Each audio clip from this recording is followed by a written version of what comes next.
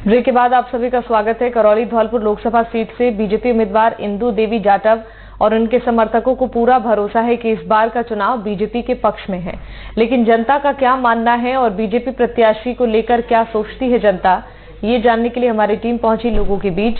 किसी ने इंदु देवी जाटव को 10 में से 10 नंबर दिए तो किसी ने 5 से 8 नंबर दिए हैं। लोगों का कहना है कि उनकी समस्याओं का समाधान होना चाहिए। और क्या कहा है लोगों ने, जानने के लिए देखिए हमारी ये खास रिपोर्ट, उम्मीदवार का रिपोर्ट कार्ड।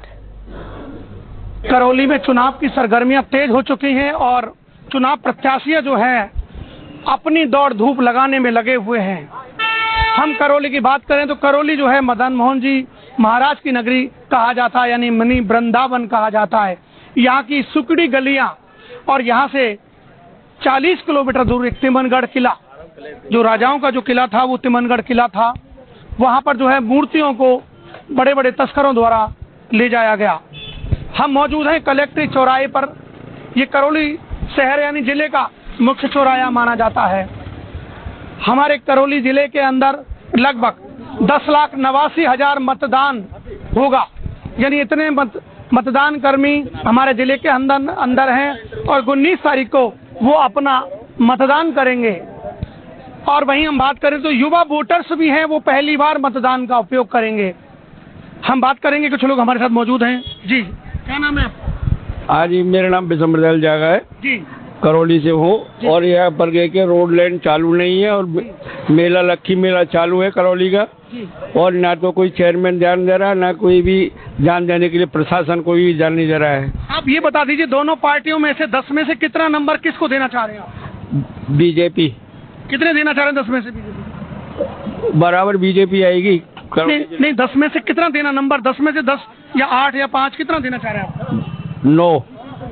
इन्होंने बीजेपी को 10 में से 9 नंबर दिए हैं। किन मुद्दों को लेकर ये नंबर दे रहे हैं आप? ये कि करौली के अंदर में विकास के लिए, विकास करने के लिए दे रहे हैं जी।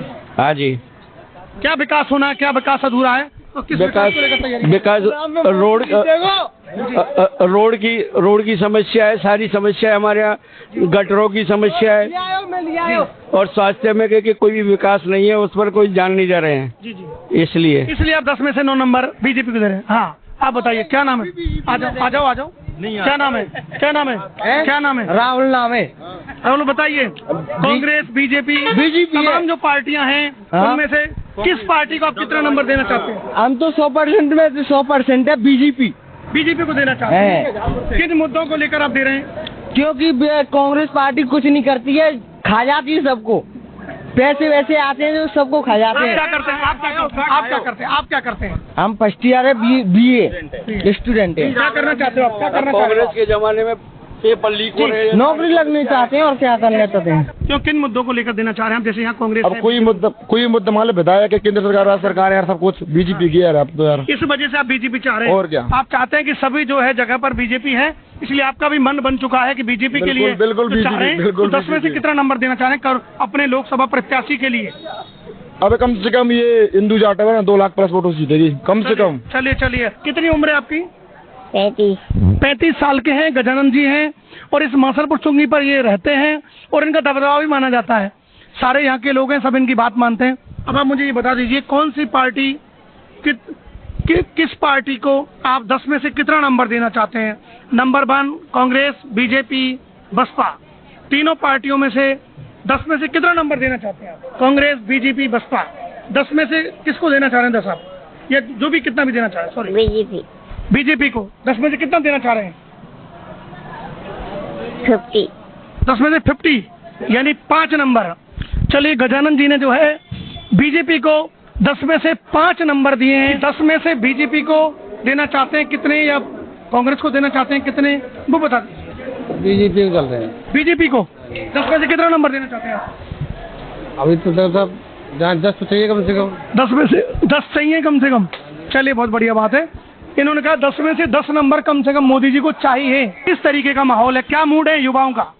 युवाओं का मूड देखें, तो निश्चित ही तय है, जैसा मोदी जी का मिशन है अब की बार 400 पार, तो कहीं अधिक दिख रहा है 450 पार। और मोदी जी के नेतृत्व में देश ने जो विश्व धरोहर पर पहचान बनाई है, विश्व के मानचित्र पर भारत ने जो पहचान बनाई है मोदी जी के नेतृत्व में, तो ये जो चुनाव है पूर्ण रूप से अगर देखा जाए तो मोदी जी के नेतृत्व में ही देखा जा रहा है। 1-2 लोकसभा क्षेत्रों से इसका अपन पैमाना नहीं देख सकते कि क्या हाल होगा और कैसी रहेगी, लेकिन ये तय है कि हम 450 पार मोदी जी के नेतृत्व में भारतीय जनता पार्टी की सरकार बना। लगातार 2 बार से जो है भाजपा के प्रत्याशी रहे मनोज राजौरिया, कैसे काम रहे उनके? अब काम की बात करें तो हर व्यक्ति के 2 पहलू होते हैं, एक नाकामी और एक कामयाबी। जब कोई काम करता है तो 100% कोई नहीं दे सकता, चाहे हम हो, आप हो, कोई इवन कोई भी हो, तो कहीं ना कहीं नाकामियां भी रही हैं, लेकिन कहीं ना कहीं सफलताएं भी रही हैं। और जैसा मैं बता रहा हूं आपको, सफलता रही है, लेकिन जो कार्य है, अगर कार्य देखा जाए तो देश के लिए कार्य देखा जाता है तो मोदी जी का जो नेतृत्व है वही देखा जाएगा। राजौरिया जी ने काम किए हैं, कुछ कमियां रह गई होंगी। तो ये ERCP योजना कैसी रही? ERCP योजना का हमारे लिए मिलना बहुत बड़ा योगदान रहेगा और पूरी राजस्थान के लिए तो विशेष योगदान उसका रहेगा। चलिए आप बताइए, ऐसे कौन से विकास कार्य हैं जिनका होना आवश्यक है, करौली के लिए बहुत जरूरत है उनका? करौली के लिए ERCP की योजना मिली है, बहुत अच्छी योजना है। इसके अलावा कृष्णा सर्किट से मदन मोहन मंदिर जोड़ना चाहिए, यहाँ से दूर दराज से सुगम। ये बहुत बड़ा मुद्दा है, कृष्णा सर्किट वाला बहुत बड़ा मुद्दा है। तो इसके लिए क्या चाह रहे हैं, क्या मूड है आपका? कौन बनाएगा, कौन की सरकार बनेगी और कौन कृष्णा सर्किट बनाएगा? ये हमारी सरकार BJP सरकार बनाएगी और मोदी से अपेक्षा हमारी बहुत, पूरी राजस्थान पर मोदी जी का फोकस है और उसी हिसाब से ये रणनीति बनाई गई है BJP की। मोदी जी को इतना आप क्यों मानते हो? मैं मोदी के फैन हूँ साहब। मोदी बहुत अच्छे कार्य किए हैं, देश हित में बहुत अच्छी उपलब्धि हासिल की हैं। और आज मोदी के होते हुए अपने भारत में और राजस्थान में कहीं भी देख लीजिए एक भी आतंकी हमला नहीं हुआ। आज 10 साल पहले रिकॉर्ड देख लिए, जयपुर में, अक्षरधाम में, रेलवे स्टेशन, मुंबई में बहुत हमला हुए आतंकवादी के लिए। आज उनके होते हुए एक भी भारत में आतंकवादी हमला नहीं हुआ। ये सुरक्षित है और सुरक्षित हाथों में है।